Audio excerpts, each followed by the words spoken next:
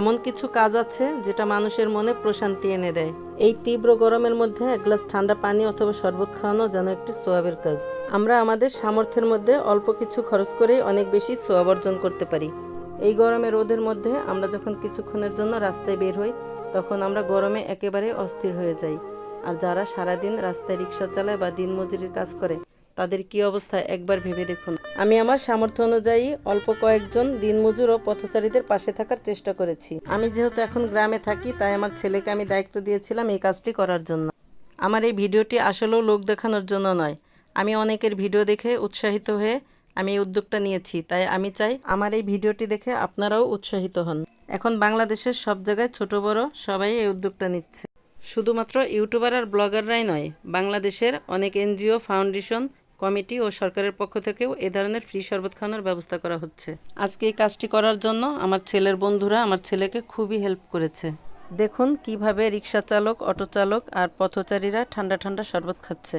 তাদের শরবত খাওয়া দেখে বোঝা যাচ্ছে যে তারা কতটাই তৃষ্ণার্ত। এই গরমে রোদের মধ্যে ঠান্ডা এক গ্লাস শরবত খাওয়ার পরে মন থেকে এমনিতেই দোয়া চলে আসে। কেউ এক গ্লাস শরবত খেয়েছে, কেউ বা 2 গ্লাস খেয়েছে, আবার অনেকে বোতল ভরে বাসার জন্য নিয়েও গিয়েছে।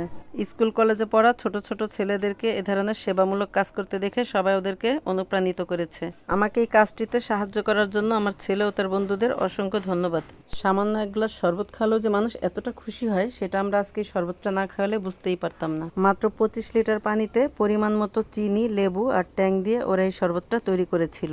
এই কাজটি আমি আরও অনেক আগে থেকেই করতে চেয়েছিলাম, কিন্তু কে কি ভাববে, কে কি বলবে, এটা ভেবেই করা হয়নি। তো যাই হোক, অনেক ছোট করে হলেও এই কাজটি যে আমি করতে পেরেছি, এজন্য শুকর আলহামদুলিল্লাহ। আমার সামর্থ্য যেহেতু অনেক কম, তাই আমি অল্প পরিসরেই কাজটি করেছি।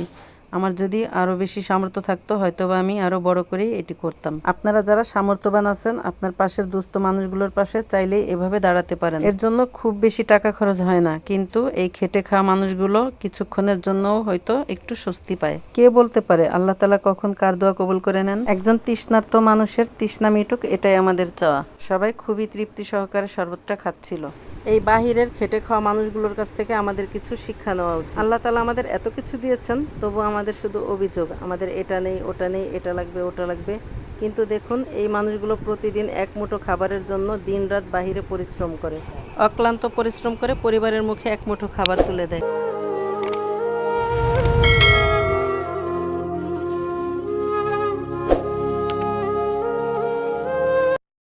আমাদের সমাজে আমরা এমন অনেকেই আছি যারা কিনা একটা ভালো কাজ করতে গেলে ভাবি যে সমাজ কি বলবে, লোকে কি বলবে। এটা ভেবে আমরা অনেকে অনেক কিছু করতে গিয়ে 1 পা এগোই তো 2 পা পিছিয়ে যাই। আপনি একবেলা না খেয়ে থেকে দেখেন, আপনাকে সমাজ এক মুঠো খাবার তুলে দিবে না। তাই কে কি ভাবলো, কে কি বললো, সেগুলোর দিকে কান না দিয়ে, মন না দিয়ে আপনার গন্তব্যস্থলে আপনি এগিয়ে যান। প্রতিদিন এই গরমে রোদের মধ্যে যারা পরিবারের জন্য এক মুঠো ভাতের ব্যবস্থা করতে রাস্তায় বের হয়, তাদের জন্য আমাদের অসংখ্য শ্রদ্ধা। আমরা যদি সেই খেটে খাওয়া মানুষগুলোর পাশে সবাই যে যার সাধ্যমতো একটু থাকার চেষ্টা করি, তাহলে তারাও একটু ভালো থাকে আর আমরাও মানসিক দিক থেকে একটু শান্তি পাই। এই যে রাস্তায় যারা দিনমজুর, সাধারণ খেটে খাওয়া মানুষ, তো তাদের চাওয়া পাওয়া আসলে অনেক বেশি কিছু না।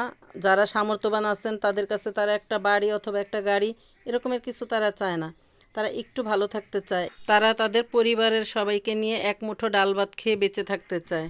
আর এই এক মুঠো ডাল ভাতের ব্যবস্থা করতে গিয়ে তাদের এই রোদের মধ্যে অক্লান্ত পরিশ্রম করতে হয়। আসুন আমরা সবাই আমাদের যার যেমন সামর্থ্য আছে, আমাদের সামর্থ্য অনুসারে আমরা এই অসহায় মানুষগুলোর পাশে থাকার চেষ্টা করি। কিছু না হোক, আপনি যে রিক্সায় চলাচল করতেছেন, আপনার রিক্সাওয়ালাকে এই রোদের মধ্যে 10টি টাকা অন্ততপক্ষে ভাড়াটা বাড়িয়ে দিন। সম্ভব হলে পারে তাকে এক গ্লাস শরবত পান করান।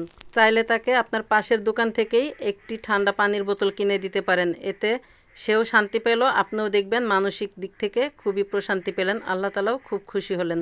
একজন পিপাসার্ত মানুষকে এক গ্লাস পানি পান করানো অথবা এক গ্লাস শরবত পান করানোর মধ্যে অনেক সওয়াব রয়েছে। মাত্র 10 থেকে 20টি টাকা খরচ করে আপনিও একটি সওয়াবের অংশীদার হতে পারেন। আল্লাহ তাআলা কখন কার কোন দোয়া কবুল করে নেন আমরা কেউই বলতে পারি না। সামান্য অল্প কয়েকজন মানুষের পিপাসা মেটাতে পেরেও আমার খুবই ভালো লাগতেছে। আমার সামর্থ্য থাকলে হয়তোবা আরও বড় কিছু করতাম। যখন একটি রিক্সা চালক ভাইয়ের হাতে একটি ঠান্ডা শরবতের গ্লাস তুলে দেওয়া হচ্ছে, তখন তাদের চেহারাটা যদি আপনি এক নজর দেখতেন, তাহলে আপনি বুঝতে পারতেন, আপনারও ইচ্ছে করতো যে আমিও কেন এমন একটি সুন্দর কাজে সামিল হচ্ছি না। আল্লাহ তাআলা আমাদের সকলকে সকল ভালো কাজ করার তৌফিক দান করুন। কাউকে এক গ্লাস ঠান্ডা শরবত খাওয়ানোর ভিতরে যে এতটা তৃপ্তি, এতটা আনন্দ, এই ভাইটি যখন বসে বসে শরবতটা খাচ্ছিল তখন দেখে ভীষণ ভালো লাগতেছিল। শুধু রিক্সাওয়ালা বা দিনমজুর নয়, যারাই রাস্তায় বের হয়েছে তারাই কোনো না কোনো প্রয়োজনেই এত গরমে রাস্তায় বের হয়েছে। তাই সবাইকেই চেষ্টা করেছি এক গ্লাস ঠান্ডা শরবত খাওয়ানোর জন্য। আমার ভিডিওটি যদি আপনাদের কাছে এতটুকু ভালো লেগে থাকে তাহলে একটি লাইক দিবেন। আর যারা আমার চ্যানেলটি এখনও সাবস্ক্রাইব করেননি, আমার চ্যানেলটি সাবস্ক্রাইব করে পাশে থাকার অনুরোধ রইল। আর আমাদের সকলের জন্য দোয়া করবেন। আপনাদের সাথে দেখা হবে অন্য কোনো ভিডিওতে। ততদিন ভালো থাকবেন, সুস্থ থাকবেন। আল্লাহ হাফেজ।